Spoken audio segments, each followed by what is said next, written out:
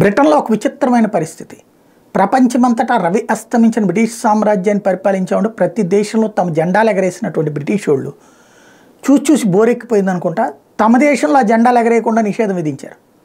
పాలస్తీనా వాళ్ళు ఈ మధ్యన పెద్ద ఎత్తున నినాదాలు చేస్తున్నారు, నిరసనలు చేస్తున్నారు, ఆందోళన చేస్తున్నారు, పాలస్తీనా జెండాలను పట్టుకుని ఊపుతున్నారు.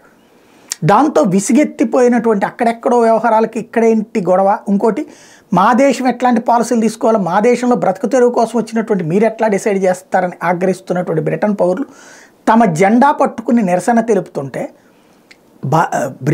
బ్రిటన్లో లండన్లో బ్రిటన్ జెండా పట్టుకున్నందుకు బ్రిటిష్ వాడి మీద కేసు పెట్టినటువంటి దౌర్భాగ్య పరిస్థితి అక్కడ బ్రిటన్ ప్రభుత్వాన్ని.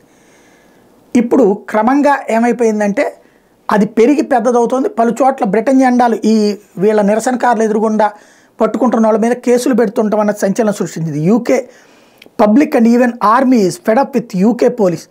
They are asking police why you are not allowing UK flags and why you are allowing Palestinian flags on road. Military people telling to police we gave our lives and blood for its flag in wars, who are you to stop us in our country. ఇది డైరెక్ట్గా బ్రిటన్కి సంబంధించినటువంటి వాళ్ళే నేరుగా అడుగుతున్నారు public, ఎట్లాగా మీరు ఆపుతారో, అసలు మేము ప్రాణాలు అర్పిస్తున్నాం బ్రిటన్ కోసం అని చెప్పేసి తీరదొస్తే మీరేమో బ్రిటిష్ వాళ్ళ జెండాని బ్రిటన్లోనే వద్దని చెప్తున్నారు, మళ్ళీ పాలస్తీనా వాళ్ళ జెండాలు ఆహ్వానిస్తున్నారు. వద్దనుకుంటే దానివల్ల ఉద్రిక్తతలు రేగుతాయి అనుకుంటే ఇద్దరు దాపు, కానీ పాలస్తీనా జెండాలేమో ఎగరేయమంటున్నావు, మన జెండాలేమో ఎందుకు ఆపుతావు అని నిలదీస్తున్నారు అక్కడ ప్రజలు.